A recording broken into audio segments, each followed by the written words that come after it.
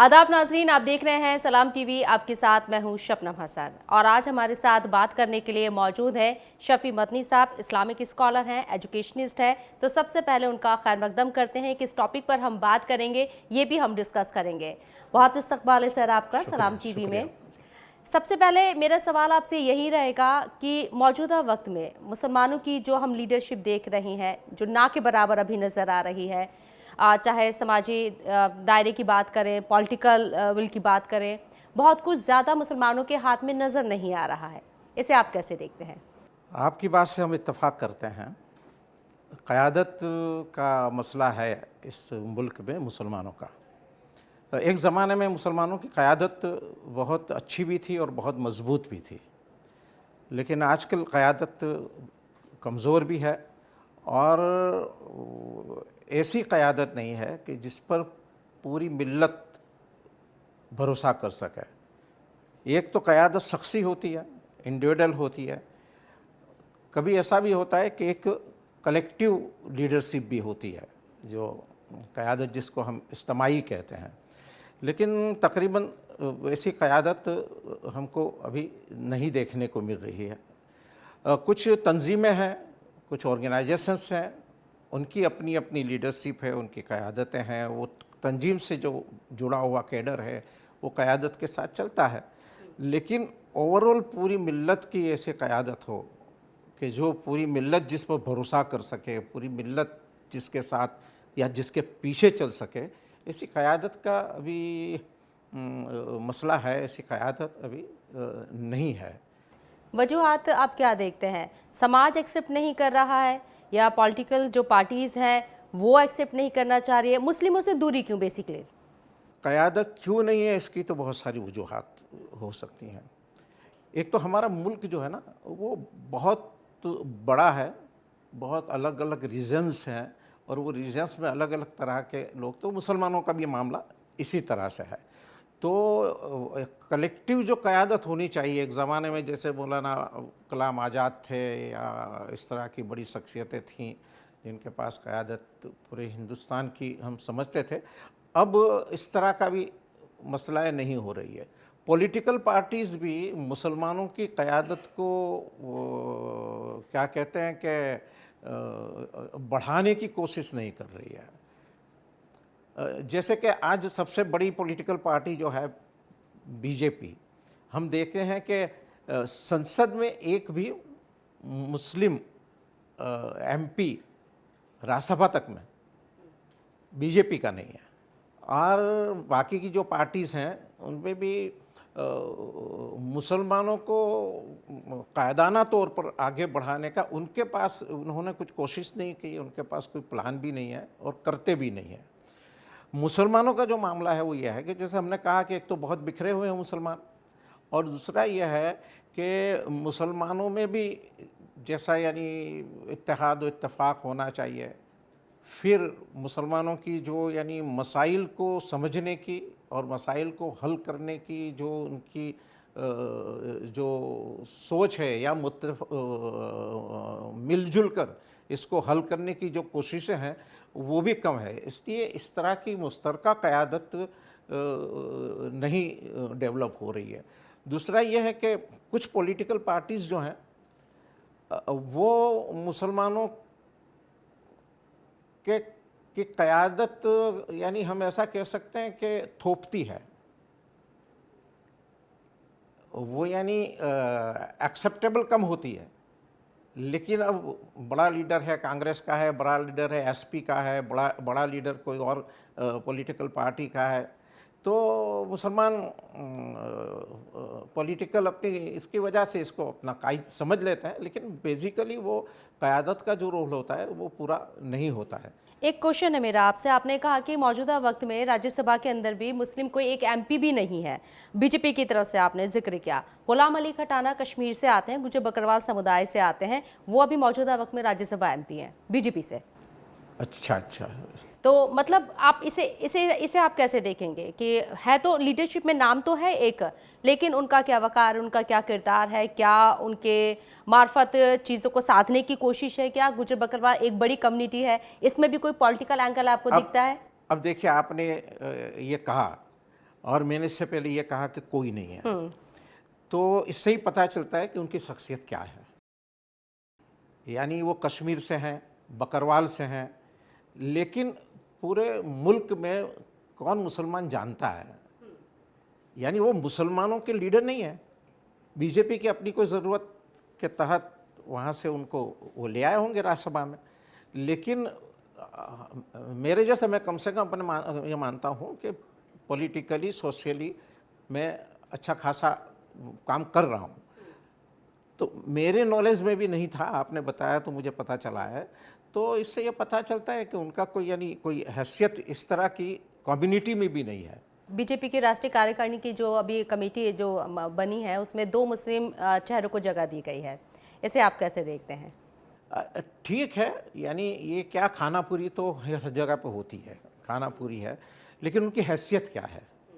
देखिए, पिछले दिनों में नेशनल लेवल पर बीजेपी के 2 मुस्लिम लीडर्स थे, जाने पहचाने चेहरे जिसको कहा जाता था।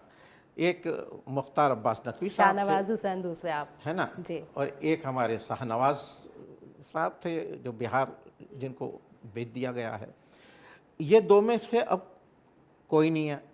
यानी यहाँ तक के राज्यसभा के हमारी मालूमात में जो एमपी थे वो वही थे, यानी नकवी साहब। फिर कोई चांस नहीं दिया गया। कांग्रेस से उठाकर लेकर आए थे नजमा हेपतुल्ला साहिबा को। हम देखते हैं कि वो आज कहाँ हैं। शहजाद पूनावाला को कहीं से कहीं लेकर उठाकर बिठा दिया गया था, लेकिन आज ये है कि वो बेसिक जो बुनियादी जो मेंबरशिप है, रुकनियत है, इससे भी उन्होंने इस्तीफ़ा दे दिया है। तो बाकी जिस तरह से लाया जाता है, तो हम तो इसको यानी ये भी नहीं कहते हैं कि ये कोई मुसलमानों को खुश करने के लिए है। मुसलमान इससे खुश होने वाला भी नहीं है, लेकिन इस तरह के कुछ लोगों को जब लाके रख दिया जाता है, जिनके नाम तक लोगों को मालूम नहीं होते हैं, जैसा आपने भी बताया राज्यसभा के वो मेंबर के सिलसिले में, इस तरह के जिनसे कोई जानता भी नहीं है, जिनका कोई रिकॉर्ड नहीं है, जिनकी कोई तारीख़ नहीं है कि उन्होंने मुसलमानों के लिए कुछ किया हो, या मुसलमानों की के यानी लीडरशिप के तौर पर लोग जानते हों, पता नहीं उनकी पार्टी के लोग भी उनको कितने जानते होंगे। तो ऐसे लोगों को कहीं यानी बिठा देने से कोई फ़र्क नहीं पड़ता है। रिसेंटली अभी एक बयान आया है यूपी से, यूपी के कैबिनेट वजीर हैं रघुराज सिंह। वो कहते हैं कि हमें मुसलमानों के वोट की ज़रूरत ही नहीं है, हमें सिर्फ हिंदुओं का वोट चाहिए। हाँ, ये तो एक साहब नहीं है, ऐसे तो बहुत लोग हैं जो ये कहते रहे कि हमें मुसलमानों के वोटों की ज़रूरत नहीं है, ये कहते भी रहे हैं। और एक तो यह है कि इस तरह की बातें करने से सबसे बड़ा फ़ायदा यह होता है कि पोलराइजेशन होता है, और इसका फ़ायदा होता है कि देखिए यानी इनका वोट चाहते ही नहीं है, तो दूसरी कम्युनिटी का वोट ज़्यादा से ज़्यादा वो, तो हर हिंदुत्व के जरिए ही ये पूरा खेल खेला जा रहा है, वो हम देख भी रहे हैं और हो भी रहा है। ये पिछड़ापन मैं 80 और 20 का जिक्र करना चाहूँगी, क्योंकि ये एक बयान भी आया था, 80 और 20 का जो फ़र्क बताया गया था। आपको लगता है कि ये पिछड़ापन मुसलमानों का जो पॉलिटिकल पार्टीज़ जो अपना रही हैं, उनको नज़रअंदाज कर रही हैं? मैं सिर्फ बीजेपी की बात नहीं कर रही हूँ, क्योंकि यूपी में अभी चुनाव होने हैं अगले साल, असेंबली चुनाव। समाजवादी पार्टी हम यहाँ देखते हैं, कांग्रेस हम यहाँ पर देखते हैं। इनको एम फैक्टर तो चाहिए, मुस्लिमों का वोट तो चाहिए, लेकिन मुस्लिम लीडरशिप कहाँ स्टैंड करेगी ये आज तक डिसाइड नहीं कर पाते हैं। तो आपको क्या लगता है कि वो जो एक असर है 80 और 20 का, उसी वजह से ये पिछड़ापन है? 80-20 का तो वैसे पॉपुलेशन का भी हिस्सा वही है तकरीबन। तो मुसलमानों के पिछड़ेपन पर तो बहुत सारी बातें हो सकती हैं, कर सकते हैं। एनालिसिस जो कुछ भी हो रहा है, वो एनालिसिस कितना सही है, कितना गलत है, इस पर भी बातचीत हो सकती है। यहाँ तक के साचर रिपोर्ट पर भी बातचीत हो सकती है कि उस वक्त भी उन्होंने जो मुसलमानों की यानी पिछड़ेपन की जो बात की है, वो सारी चीज़ें जो है, और आज की जो कुछ भी रीडिंग है, आज का जो कुछ भी हाल है, इस पर भी बात हो सकती है। लेकिन ये पॉलिटिकल पार्टीज़ जो है, वो पॉलिटिकल पार्टीज़ के पास क्लियर कोई ऐसा एजेंडा नहीं है कि जो मुसलमानों के डेवलपमेंट के लिए कुछ हो, ऐसा कोई एजेंडा नहीं है। बात तो करते हैं, लेकिन हर किसी को ये डर लगता है कि हम कुछ करेंगे तो वो अपीजमेंट में चला जाएगा और इसका नुकसान हमको पॉलिटिकली हो जाएगा। तो इसलिए मुसलमानों के वोट तो हासिल करना है, अब मुसलमान, जैसे मैं गुजरात की बात करूंगा तो गुजरात में हमेशा टू पार्टीज पॉलिटिक्स कांग्रेस रही है। BJP, yes. अब थोड़ा आप आई है, लेकिन इसका भी कोई ख़ास वजूद तो नहीं है। तो अब इस कंडीशन में वो मुसलमान नेचुरली अपना वोट बीजेपी को नहीं देना चाहता है, और बीजेपी, जैसा आपने भी फरमाया कि कहते हैं लोग कि हमको चाहिए ही नहीं वोट, तो सिर्फ इसके पास जो ऑप्शन है वो ऑप्शन यानी बहुत मर्यादित हो जाता है कि अब ऑप्शन जो है वो वन पार्टी ऑप्शन है। अब वन पार्टी ऑप्शन में भी ये होता है कि सबसे बड़ा नुकसान जो हमको हुआ है, बहैसियत मुस्लिम में बोल रहा हूँ, कि पॉलिटिकली जो बड़ा नुकसान हमको ये हुआ है कि मुसलमान धीरे धीरे धीरे धीरे अपना वोट शेयर कम करता गया। इसकी वजह यह वोट है, शेयर से क्या कहना चाहेंगे वोट आप? से वोट दे ही नहीं रहा है नहीं, या फिर वही मैं कह रहा हूँ कि वोट नहीं दे रहा है। यानी एक ज़माना यह था कि मुसलमानों का वोट परसेंटेज जो होता था वो 80%, 85%, 90% तक कहीं कहीं पहुँचता था। अब मुसलमानों का वोट परसेंटेज जो है वो 50-55% तक पहुँचा है, और इसकी बड़ी वजह यह है कि वो तो मायूस है। एक पार्टी को वो वोट नहीं दे सकता है, दूसरी पार्टी जो इसके बारे में इसका ख्याल है कि वो कुछ हमारे लिए कुछ खास कुछ करती भी नहीं है, तो वो पूरी इस सिस्टम से वो साइड अप होता जा रहा है। वो बहुत बहुत बड़ा नुकसान है, हम इसको बहुत बड़ा नुकसान कहते हैं। और हम तो पूरी कोशिश ये करते हैं कि मुसलमानों का जो पॉलिटिकल जो यानी वोटिंग शेयर जो है वो बढ़ना चाहिए। कहीं ऐसा तो नहीं है इन दोनों पार्टी के चक्कर में तीसरा पर्सन यानी कि तीसरी पार्टी भी आती है और मुसलमानों को ठग लेती है? मैं एक एग्जांपल दूंगी आपको। आपने जो कहा कि एतमाद नहीं जाहिर कर पा रहा है मुसलमान और अपना वोट ही कास्ट करना नहीं चाह रहा है। दो बातें मेरी यहाँ पर आपसे हैं। अभी बिहार में हमने देखा AIMIM ने अपनी 5 सीटें फिर से वापस ले लिया असेंबली चुनाव के अंदर, यानी कि मुस्लिमों के जो लीडर बन के खुद को प्रेजेंट करते हैं असदुद्दीन ओवैसी साहब, और जितनी बेबाकी से मंच के ऊपर बोलते हैं, आपको लगता है वाकई में वो एक ऐसी पार्टी है जो मुस्लिम रहनुमा है, या वाकई में मुस्लिमों के लिए कुछ सोच रही है, ऐसा कोई इसके पास फ्यूचर प्लान है? और दूसरी बात मेरी आपसे ये है, दूसरा सवाल, उत्तर प्रदेश के अंदर जब चुनाव हुए थे, असेंबली चुनाव का मैं जिक्र करूँ, इसके बाद भी लोकसभा चुनाव हुए, बीजेपी को मुस्लिम वोट शेयर बढ़ा है। ये क्या माजरा है? आप कह रहे हैं कि मुस्लिम वोट नहीं करना चाहता है बीजेपी को, या दूसरी पार्टी के ऊपर एतमाद जाहिर नहीं कर रहा है, लेकिन पिछले माजी के रिकॉर्ड्स को हम देखें तो मुस्लिमों का वोट शेयर बीजेपी के पास जा रहा है, ये परसेंटेज आया। तो आपके दो बातें थीं, दो सवाल थे। तो पहली बात पर बहुत ज़्यादा डिस्कशन नहीं करूँगा मैं, लेकिन अब जब बात ओवैसी साहब की, उनकी पार्टी की होती है, बिहार में 5 सीटें ले गए, ठीक है। इसमें ओवैसी साहब का अपना रोल कितना है, AIM का रोल कितना है, और वहाँ की यानी मुस्लिम लीडरशिप जो यानी इसमें उनकी पार्टी में थी, और उन लोगों का क्या वहाँ पर रहा है। हमारे अच्छे ताल्लुकात हैं उनके जो अख्तर ईमान साहब के साथ भी हमारे, तो एक अलग पर्सपेक्टिव हो सकता है बिहार का जिस पर बात हो सकती है।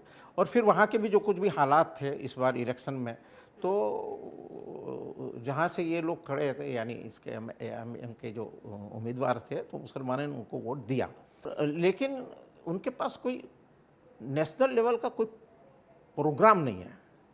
हमने ये तकरीरें हो सकती हैं, बातचीत हो सकती है, तकरीर हो सकती है, दावे हो सकते हैं, लेकिन कोई ऐसा प्रोग्राम कॉन्क्रीट जिसको यानी कोई प्लानिंग ऐसा कुछ हमारे सामने नहीं आता है कि।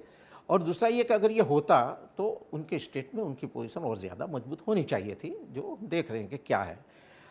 अब यहाँ यूपी में मुस्लिम शेयर आप जैसे कि कह रहे हैं कि बढ़ा है कुछ यानी वोट का, तो वो परसेंटेज थोड़े से हो सकते हैं, लेकिन वो जो इलेक्शन हुआ यूपी में असेंबली का, इसमें आपने देखा होगा कि ओवैसी साहब ने एक जगह पर नहीं, बहुत सारी जगहों पर अपने कैंडिडेट खड़े किए, और तकरीबन हर कैंडिडेट ने अपनी डिपॉजिट घुमा दी है। मुसलमान ने इसको वोट नहीं।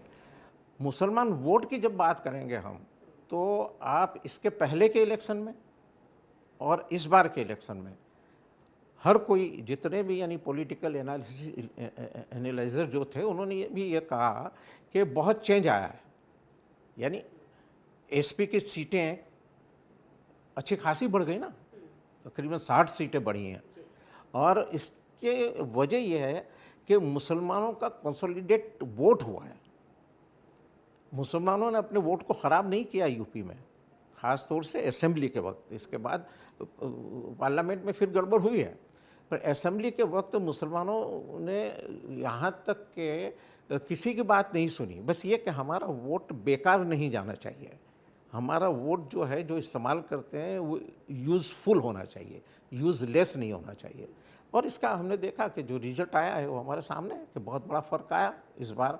लास्ट टाइम जो यानी बीजेपी की सीटें थीं और इस बार जो है एसपी की लास्ट टाइम जो थी और इस बार जो है अच्छा खासा फ़र्क है। इसलिए समझदारी के साथ, और आज तो हम ये कहते हैं कि पूरे मुल्क में पॉलिटिकली ख़ास तौर से यानी ये जो इलेक्शन के इसमें मुसलमानों ने अपनी एक समझ डेवलप कर ली है और अपनी समझदारी का पूरा इस्तेमाल भी करते हैं वो लोग। आपने अपनी बात में ही कहा कि असदुद्दीन ओवैसी साहब चुनावी तकरीरें तो करते हैं, लेकिन ग्राउंड पे बहुत कुछ मुसलमानों के लिए होता हुआ नज़र नहीं आ रहा है। एज अ पॉलिटिशियन उनके थ्रू या कौम के लिए कुछ करना, आप फिर मुसलमान, आप कह रहे हैं कि मुसलमान अपने वोट को इस्तेमाल करना अब जान गया है कि उसे कैसे अपने वोट का इस्तेमाल करना है। ग्राउंड पे मुसलमान को मिल क्या रहा है? नहीं, ये तो एक सवाल है कि ग्राउंड पर मुसलमानों को क्या मिल रहा है, वो एक सवाल है। और बाकी की जब यानी इंडियन सिटीजन को जो कुछ मिलना चाहिए इसमें से जो कुछ हिस्सा इसका अच्छा ठीक है, आपने बोला कि जो इंडियन सिटीजन को मिल रहा है वो इनको भी मिल रहा है, मुसलमानों को। मुस्लिम लीडरशिप की मैं बात कर रही हूँ और उसी से जुड़े मेरे सवाल भी हैं। सरकार कहती है कि हम फला स्कीम लेकर आए, उसका फ़ायदा मुसलमानों को भी मिल रहा है। आप हमें चाहे वोट दें या नहीं दें, लेकिन जो हम स्कीम लेकर आए हैं उसका फ़ायदा हिंदू को भी, सिख को भी, ईसाई को भी और मुसलमान को भी मिल रहा है। वो सबके लिए है, मुसलमानों के लिए इतना काफ़ी है? एक तो पहली बात यह है कि इससे ये जो बात है इससे भी हम डिफर करते हैं। सारे लोगों के लिए जो स्कीम है नेचुरल है कि मुसलमान भी एक इंडियन सिटीजन है तो इसके लिए भी वो, लेकिन कहाँ डिस्क्रिमिनेशन हो रहा है, कहाँ इसको मिलना चाहिए और नहीं मिल रहा है, वो तो फील्ड में जो जाएगा इसको मालूम होगा कि क्या हो रहा है। वो एक यानी कोई ये समझता हो कि ये एक स्कीम है और 100% यानी इंडियन सिटीजन को इसके फ़ायदे पहुंचते हैं, वो भी नहीं है। करप्शन जितना हद में बढ़ा हुआ है यहाँ पर, इंडियन सोसाइटी का करप्शन जो है, ये पॉलिटिकल जो करप्शन है वो इतना ख़तरनाक है कि कितना हिस्सा पहुंचता है। राजीव गांधी ने तो जिस ज़माने में कहा था उस ज़माने में कहा था कि 15% पहुंचता है, लेकिन अब तो कितना फीसद पहुंचता है वो भी एक सवाल है, इस पर भी कौन बोलेगा। तो ये तो एक अलग चीज़ है कि वो तो इसके हिस्से में मिलना चाहिए, वो वैसे ही करप्शन और धांधली की वजह से नहीं मिलता है। और दूसरा ये कि डिस्क्रिमिनेशन भी होता है। लेकिन जो स्कीम्स स्पेशली आप लोगों ने बनाई गवर्नमेंट ने मुसलमानों के लिए, इसमें क्या हुआ, साचर कमेटी का रिपोर्ट आने के बाद एक मिनिस्ट्री कायम की गई है ना, और वो मिनिस्ट्री माइनॉरिटी अफेयर्स वाली, और वो मिनिस्ट्री जब बनाई गई तो उस वक्त बहुत सारी स्कीम्स लाए अलग अलग तरह की। और वो स्कीम खास तौर से नहीं, मुसलमान बच्चों को एजुकेशनली अपलिफ्ट करने के सिलसिले की अच्छी खासी स्कीम आई, वो आई। लेकिन धीरे धीरे कांग्रेस गवर्नमेंट के ज़माने से ही बजट कम होता चला गया, और आजकल तो हम तो देखते हैं कि तकरीबन ख़त्म ही हो गया है। यानी जब यहाँ कांग्रेस की गवर्नमेंट थी केंद्र में और गुजरात में जब बीजेपी की गवर्नमेंट थी, और ये स्कॉलरशिप थी एक प्री मैट्रिक स्कॉलरशिप। अब प्री मैट्रिक स्कॉलरशिप के सिलसिले में गुजरात गवर्नमेंट ने फैसला कर दिया हम नहीं देंगे, जबकि स्कीम केंद्र सरकार की थी। लेकिन इसमें ऐसा था कि केंद्र सरकार कुछ परसेंटेज देगी और स्टेट गवर्नमेंट के बजट से कुछ परसेंटेज होगा। उन्होंने इनकार कर दिया, और यहाँ पर सलमान खुर्शीद साहब इसके सेक्रेटरी थे। हम लोगों ने सलमान खुर्शीद साहब से रिक्वेस्ट की कि आप ऐसा कीजिए कि भाई आप तो सेंटर में बैठे हुए हैं, आपकी स्कीम है, आपको स्टेट को चलानी चाहिए, क्यों नहीं चलाएगा, तो आप स्टेट पर यानी प्रेशर क्रिएट कीजिए। खैर वो भी नहीं कर सकते हैं, तो आप ऐसा कीजिए कि स्टेट के परसेंटेज को निकाल के जो परसेंटेज बनते हैं वो तो दीजिए, वो तो आप दे सकते हैं। हमको हाई कोर्ट में गया, यानी मेरी ऑर्गेनाइजेशन गई हाई कोर्ट में, हाई कोर्ट से हम फैसला आया भी हमारे फेवर में भी, लेकिन ऊपर से इसके बाद यहाँ बीजेपी गवर्नमेंट आ गई और वो पूरी स्कीम को जो करना था वो उन्होंने कर दिया। तो असल में ये है कि पॉलिटिकल पार्टी का जो यानी अंदर से जो क्या कहते हैं कि इसका इरादा जो होता है ना, वो स्कीम तो डिक्लेयर करते हैं, लेकिन इरादा इतना कमज़ोर होता है कि डिक्लेयर करने के बाद भी अमल नहीं करना है। ये यानी सोच तो यही होती है। तो ये हो रहा है स्कीम के सिलसिले में। तो एक तो वो जो स्कीम्स को जो सारे लोगों के लिए है, वहाँ भी यानी जितना इनको मिलना चाहिए। और तीसरी चीज़ जो है सबसे बड़ी चीज़ कि स्कीम्स तो आती हैं, अवेयरनेस ही नहीं होती है। अवेयरनेस नहीं होती। एक बीच में खबर आई थी, थोड़ा वक्त हो गया उस खबर को, कि मदरसों के लिए जो बजट अलॉट किया गया था सरकार की तरफ से, जो एफिलेटेड मदरसे हैं उनके लिए, वो पूरा बजट मदरसों में यूज़ ही नहीं हो पाया। मतलब सरकार ने बजट दिया लेकिन मदरसे उसे यूज़ नहीं कर पाए इंतज़ामिया, फिर वो पैसा वापस गया। आपको हम बताएं कि अभी ये जो है ना, वो तो एक नेशनल फिनोमेना है, यानी ये हर किसी के साथ है। वो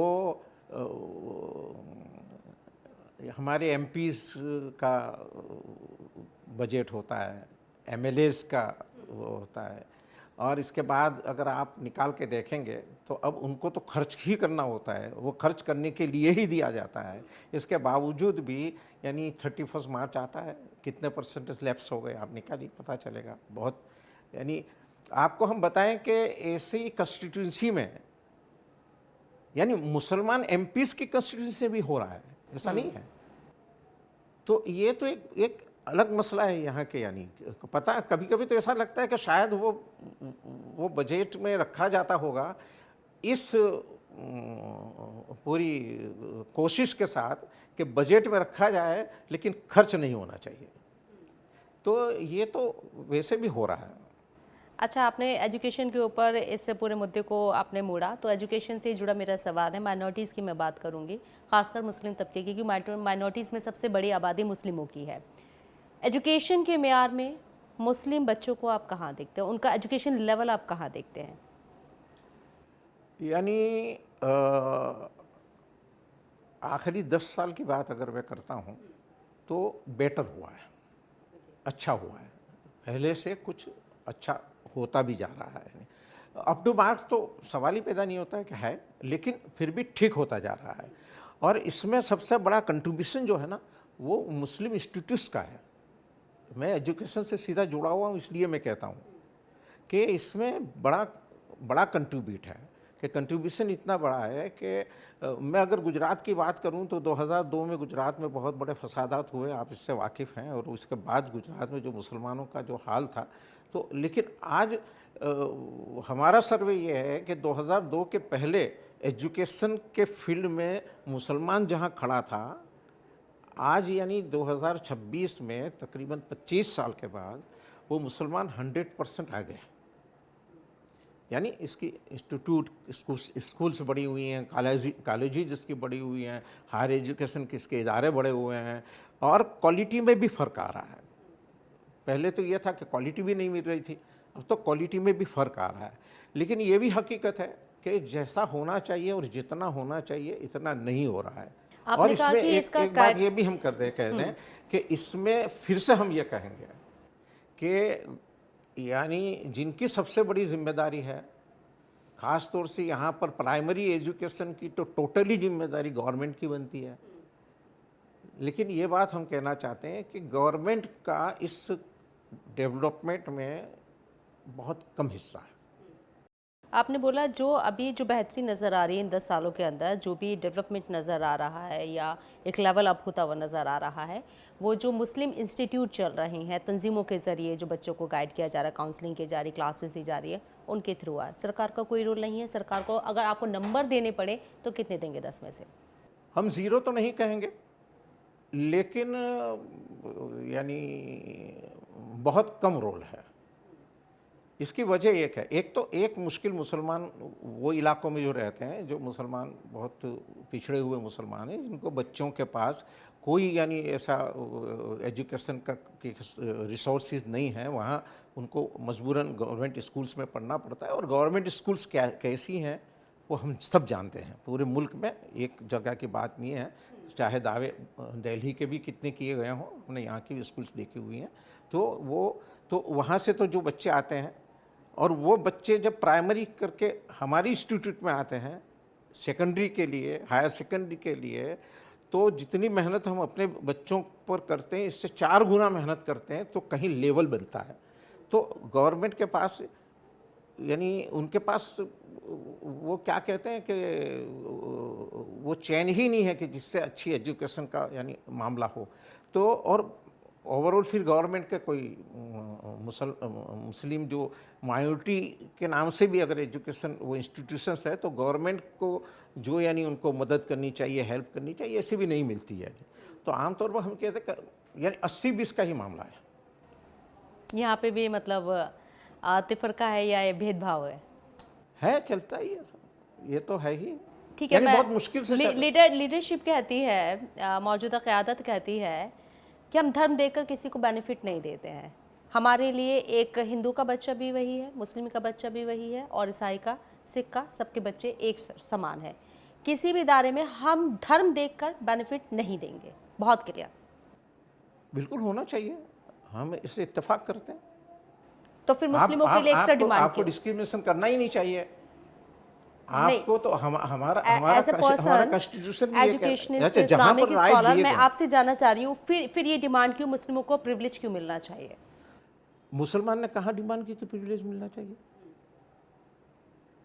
आपने तो ऑलरेडी सिस्टम ही ऐसी बना दी है कि प्रिविलेज लोगों को मिल रहा है ना। आपने एक पूरा सिस्टम बनाया, इस पर वो हम गुफ्तगू करेंगे तो कहीं और चली जाएगी, लेकिन प्रिविलेज देने की सिस्टम आपने तो बनाई हुई है, हम इस पर चलिए बात नहीं करते हैं। लेकिन कहाँ मुसलमान ने मांगा आपके पास प्रिविलेज? लेकिन इसके बुनियादी हक तो इसको दीजिए। हम नहीं कहते हैं कि हमको ज़्यादा दे दीजिए, हम ये नहीं कहते हैं कि आप दूसरों को दे रहे हैं तो हमको, दूसरों को मत दीजिए और हमको दे दीजिए। लेकिन हमारे जो बुनियादी हुकूक, जो यहाँ के हमारे यानी दस्तूर ने, हमारे कॉन्स्टिट्यूशन ने हमको जो बुनियादी हुकूक दिए हैं, एजुकेशन का जो बुनियादी हक हमारा है, सिटीजनशिप का जो बुनियादी हक हमारा है, आज़ादी के साथ ज़िंदगी जीने का जो बुनियादी हक हमारा है, वो हक तो आप दीजिए। वो हक देने में क्या प्रॉब्लम है? और आप ये कहते हैं कि नहीं हमारे यहाँ कोई डिस्क्रिमिनेशन नहीं है, तो ये अंधा भी नहीं मान सकता है कि ऐसा नहीं है। वो तो दिखता है ना, यानी रिकॉर्डेड भी है सारी चीज़ें। तो इसलिए हम भी अगर ये ऐसा कर लेते ना, सबके लिए यानी समानता सही मानों में समानता हो जाए, इक्वालिटी सही मानों में इक्वालिटी हो जाए, तो इससे तो अच्छा कुछ भी नहीं होगा। हम तो वही चाहते हैं कि हो जाए। चलते चलते एक लाइन अगर आप आवाम को कोई मैसेज देना चाहें, खासकर मुस्लिम कम्युनिटी को, तो वो क्या कहना चाहेंगे आप?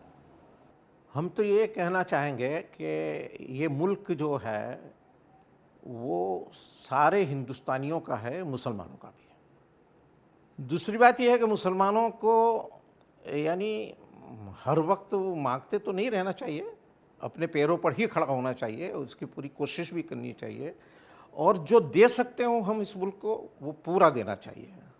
हमारी जो कुछ भी ताकत जहाँ भी जितनी भी हो, इस मुल्क के लिए हमको जो देना चाहिए वो सब देना भी चाहिए। और लेने के सिलसिले में अगर कुछ कम भी मिलता है तो हमें अपने पैरों पर खड़ा होकर अपने अपलिफ्टमेंट की कोशिश करनी चाहिए। और यह है कि देखिए, अगर मुसलमान मजबूत होगा इस मुल्क में तो मुल्क मजबूत होगा, और अगर मुसलमान कमज़ोर होगा तो मुल्क कमज़ोर होगा, इसमें कोई शक नहीं। चलिए, बहुत बहुत शुक्रिया शफ़ी मदनी साहब आपका, अपना कीमती वक्त हमें देने के लिए और बेबाकी से अपने जवाबों को यहाँ रखने के लिए बहुत बहुत शुक्रिया आपका भी बहुत शुक्रिया, आपने हमको यहाँ बुलाया, मौका दिया। इसी के साथ दीजिए इजाज़त। आप देखते रहिए सलाम टीवी। आदाब।